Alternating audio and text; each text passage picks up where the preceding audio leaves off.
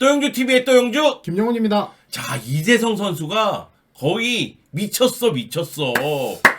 또 이렇게 한국 선수들의 이 대활약들이 너무 반갑지 않나요? 네, 오영규 선수도 세트에서 데뷔골을 넣었고, 그쵸. 거기다가 뭐 이가인 선수는 팀은 좀 그렇지만은 나오면 나오는 대로 잘하고, 그리고 이재성 선수도 올해 들어서 득점력이 너무 무섭습니다. 그리고 김민재 선수의 1호 도움도 얘기해야죠. 네, 맞습니다. 손흥민 선수가 골맛을 봤으면 하는 바람이 있는데 그쵸. 그 부분이 좀 아쉽긴 하지만 역시 해외에서 뛰고 있는 한국인 선수들의 활약이 눈부시다 이렇게 얘기할 수가 있겠고요. 그리고 지난주 가장 눈부신 활약을 펼친 선수는 멀티골을 장려시킨 이재성 선수입니다. 자, 확실히 이번 시즌 들어서 본인의 이 득점력, 특히 후반기에 들어서 득점력이 많이 오른 모습이 보여요. 네. 월드컵 때 조금 아쉬운 활약이었다라는 평가들이 조금 있었는데 이 이야기들이 말끔히 들어가게끔 하는 이 활약이지 않았나 네. 생각입니다. 그럼 아우크스부르크전에서 이재성 선수가 얼마나 멋있는 활약을 펼쳤는지 알아보도록 할게요. 자, 이번 경기 아우크스부르크전 마인츠가 3대1로 승리를 거뒀습니다.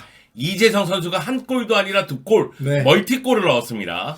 마인츠의 상황을 좀 보자면 이번 경기에서 승리를 거둬야지만 분위기 반전, 그 다음에 순위권 유지를 좀 할 수 있었던 상황이기 때문에 꼭 승리가 필요했는데 이재성 선수의 활약이 아주 눈부셨다라고 좀 볼 수 있을 것 같아요. 네, 이재성 선수가 이 경기에서 21분, 52분에 골을 넣었는데 둘 다 이제 전방부터 압박하면서 네. 스스로 골을 넣는 그런 모습이 나왔습니다. 첫 골은 동료끼리 약간 양보하려다가 이재성 선수가 처리한 듯한 그게 페이크 동작인지 모르겠지만 네, 그러면서 이제 골로 연결이 됐고요. 두 번째 골은 이재성 선수가 압박하고 스스로 마무리 지었어요. 확실히 두 번째 골 때가 조금 더 인상이 깊었던 것 같아요. 수비수들, 특히 이제 이재성 선수보다 더 큰 신장을 갖고 있는 선수와의 경합에서도 악착같이 붙으면서 좀 기회를 만들어내고 골키퍼가 나와 있는 것까지 보면서 침착하게 슈팅을 가져간 모습이 있었기 때문에 이재성 선수가 득점을 노릴 수 있는 기회에서 확실히 살릴 수 있는 능력이 있구나라는 걸 한 번 더 보여줬던 것 같습니다. 거기다 이재성 선수의 골은 뭐 선제골이자 그리고 쐐기골이 터졌기 때문에 이 팀 승리에 100% 영향을 미쳤다고 볼 수가 있겠고요. 그리고 이재성 선수가 이 경기 활약을 보면은 득점뿐만이 아니라 정말 뛰어난 활약을 펼쳤어요. 확실히 이 개인 기록을 좀 살펴보자면 저는 정말 놀라운 부분이 슈팅 2회 중에 유효 슈팅 2회입니다. 네. 그리고 두 골이잖아요. 네, 그리고 두 골이고요. 그 다음 드리블 시도도 2회 중 2회 성공. 그다음에 볼 경합도 13회 중 8회 성공으로 꽤 높은 수치를 기록을 했는데 이날 경기에서 확실히 이재성 선수가 공격 쪽에서의 자신이 갖고 있는 능력을 모두 다 보여줬다라고 좀 볼 수 있을 것 같습니다. 네. 그러면서 마인츠가 아우크스부르크를 상대로 압도하는 경기력을 보여주면서 승리를 거뒀고요. 사실 이재성 선수가 멀티골을 넣었기 때문에 마인츠가 승리한 것도 맞긴 맞는데 사실 마인츠는 15번 슈팅에서 7번이나 유효 슈팅이니까 슈팅 대비 유효 슈팅이 굉장히 높았어요. 그러다 보니 3골을 넣을 수가 있었고요. 이재성 선수가 멀티골을 넣은 게 분데스리가에서는 처음이고 2부 리가에서 홀슈타인킬 시절에는 2020년 12월에 넣었다고 하더라고요. 레겐부르크 상대로. 네. 그러면서 26개월 만에 멀티골을 기록하게 됐는데 사실 홀슈타인킬에서는 이재성 선수를 뭐 섀도우 스트라이커, 공격형 미드필더 다양하게 쓰면서 조금 더 공격적인 임무를 많이 줬잖아요. 이재성 선수도 최근에 공격적인 임무를 부여받으면서 마인츠에서도 득점력을 좀 과시하고 있는 것으로 보입니다. 이제 마인츠의 상황을 좀 설명드려야 될 것 같아요. 일단 이번 시즌 앞두고 여름 이적 시장, 겨울 이적 시장에서는 좀 적절한 투자가 있기는 했습니다. 뭐 지난 시즌 임대생들이 이제 완전 영입을 하고 이탈한 포지션에 대한 보강들이 주로 이루어졌는데 확실히 이 측면 수비수들에 대한 보강을 확실하게 하면서 측면을 조금 단단하게 한 모습이었고 공격 쪽에서는 이제 부상자들이 있다 보니까 뭐 루도비카 아조르크 같은 선수를 영입하면서 이제 이 부족한 포지션에 대한 보강도 이루어졌습니다. 일단 시즌 초반에는 좀 준수한 활약들이 이어졌습니다. 리그 6위까지 기록을 하면서 이제 조금 상승세를 이어가는 듯 했지만 이제 10월 말부터 이제 월드컵 이후 1월 말까지 좀 많이 부진을 했는데 리그 6경기에서 2무 4패를 기록을 했습니다. 6단계나 이제 리그에서 하락을 했기 때문에 마인츠 입장에서는 조금 더 올라갈 수 있던 상황인데 우리가 좀 추락했다라는 좀 아쉬움이 있을 것 같습니다. 네, 거기다가 터닝 포인트가 좀 필요했죠. 네. 그래서 아우크스부르크전 3대1 승리는 굉장히 좋은 계기가 될 것으로 보이는데 마인츠가 겨울 이적 시장에서 분주히 움직이면서 나름대로 보강을 했거든요. 그 효과가 서서히 나올 거라는 생각은 좀 들어요. 여러분은 잘 모르겠지만 헨슈 올센이라는 장신 센터백이 헨트에서 마인츠로 갔어요. 네. 네, 그래서 홍현석 파트너였다가 이제는 이제 이재성과 같이 뛰는 그런 모습인데 헨시 올센도 좋은 센터백이니까 마인츠에서 자리매김하지 않을까 하는 생각도 듭니다. 네, 확실히 이제 마인츠는 이제 아우크스부르크전 승리를 했지만 아직 부진에 빠져 있다라고 좀 보시는 게 맞을 것 같고 앞으로의 남은 일정에서 순위 반등을 위해서 조금 더 승리가 필요한 상황이다라고 좀 생각하시면 될 것 같습니다. 근데 마인츠의 상황이 그렇게 좋지만은 않다 이런 이야기를 드리는 이유는 역시 이재성 선수가 마인츠 에이스로 부상한 것이 마인츠 입장에서는 굉장히 희소식이기 때문에 말씀을 드리는 겁니다. 그러니까 마인츠 입장에서는 승리가 절실했고 아우크스부르크전에서 승리하면서 분위기 반전도 했는데 그 중심에는 이재성이 멀티골이 있었거든요. 네. 그러다 보니까 팀과 별개로 이재성의 활약은 눈에 계속 띄고 있는 상황이다. 확실히 시즌 초반에는 조금 부상 여파로 인해서 교체 출전하는 빈도가 좀 있었고요.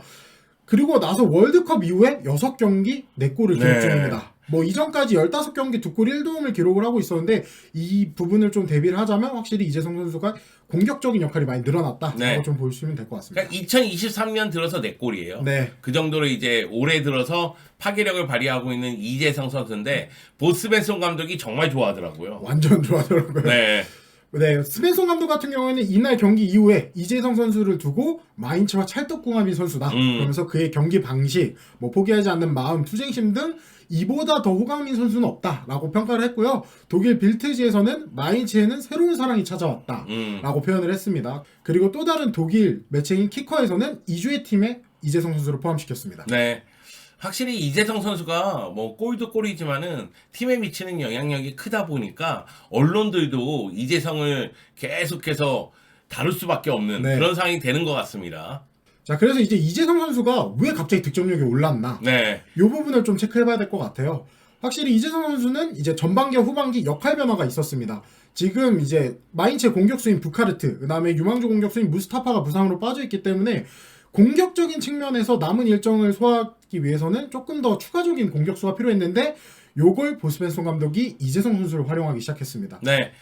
사실 경기를 보면은 수비 시에는 5-3-2 형태고 공격 시에는 3-4-3 형태가 되거든요. 그래서 이재성이 수비 시에는 미드필더까지 내려와서 미드필드에서 수비의 벽을 좀 단단하게 세워주는데 공격 시에는 측면까지 올라가면서 문전까지 세도하고 그러면서 골을 노리는 장면이 나온단 말이에요. 그런데 이 경기는 전방 압박이 너무나 효과적으로 이루어졌기 때문에 이재성이 공격 쪽에서 역할이 정말로 제대로 이루어졌다고 보면 되고 그러다 보니까 후반기 들어서 사실 공격 쪽에 이재성을 좀 더 많이 이용하는 듯한 느낌이 듭니다.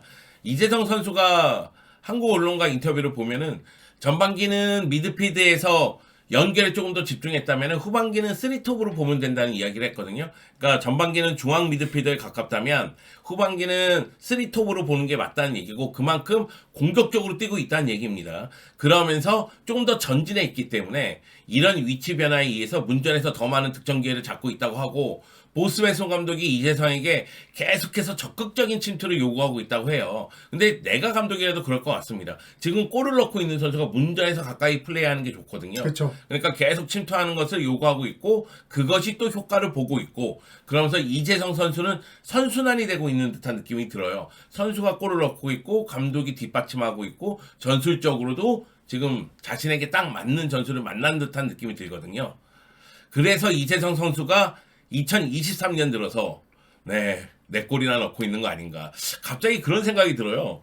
2023년에는 뭔가 대박이 나는 해인가? 아, 조금 더 좋은 활약을 펼칠 수 있는. 나 이렇게 네. 네. 기독교인이 이러면 안 되는데. 여하튼 그런 느낌이 든다는 거죠. 네. 이재성 선수가 독일 무대 진출 이후에도 계속해서 만났던 감독들에게 기용을 받고 있으니까 이재성 선수만의 이 특별한 장점이 뭐가 있을까? 뭐 사실상 전북 시절부터 이제 이재성 선수는 진짜 엄청난 활약을 보여주긴 했지만 독일에 와서도 그 엄청난 활약을 이어갈 수 있었던 이유는 확실히 첫 번째로는 멀티성을 좀 이야기를 해야 될 것 같습니다.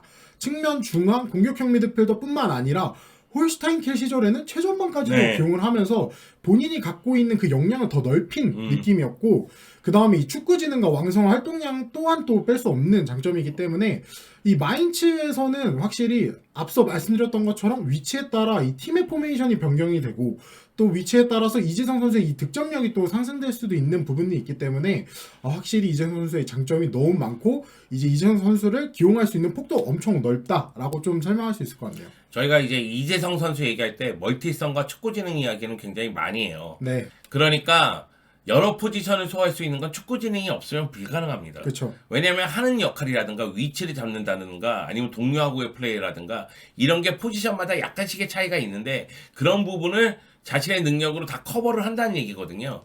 그런데 이재성 선수하고 같이 뛰었던 선수들에게 들어보면 끊임없이 뛴대요. 그러니까 왕성한 활동량을 바탕으로 해서 커버 범위가 정말 넓다고 하더라고요.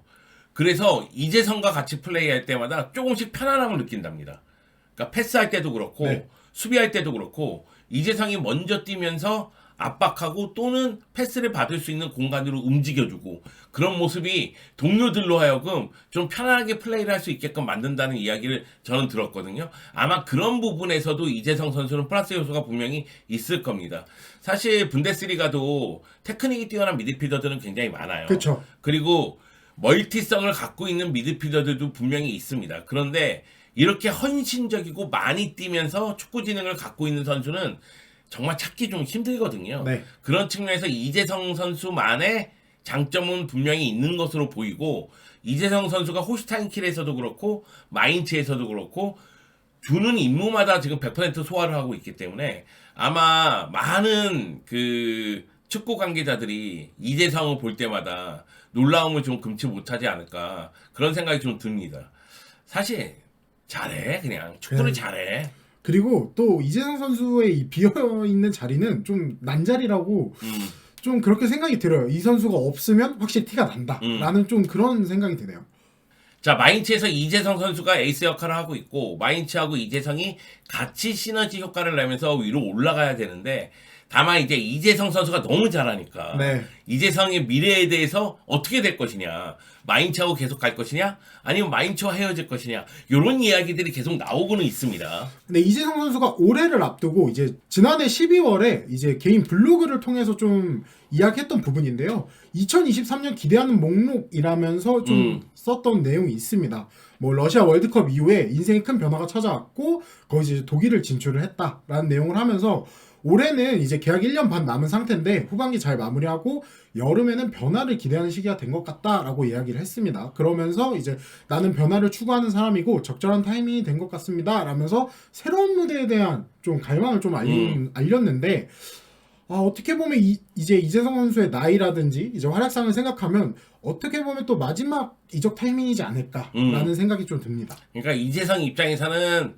마지막으로 또 한 번 도전하고 싶다 이런 생각이 있는 거죠. 네. 그런데 이런 이야기를 들으면 마인츠 쪽에서는 급해지죠. 네. 네. 크리스티안 하이데 단장이 그럴 리는 없다.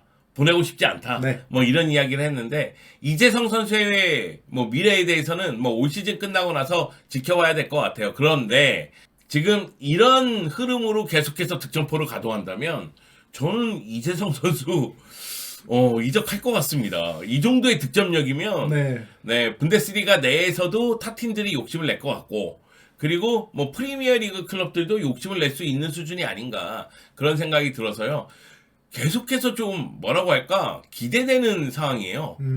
이 득점력을 시즌 끝까지 보여줄 수 있을까? 그렇게 된다면 이재성 선수가 이적하지 않을까? 뭐 이런 생각이 자꾸 드니까 그러니까 워낙에 잘하는 선수라서 그런 생각이 드는 건 아닌가라는 생각도 좀 들고요.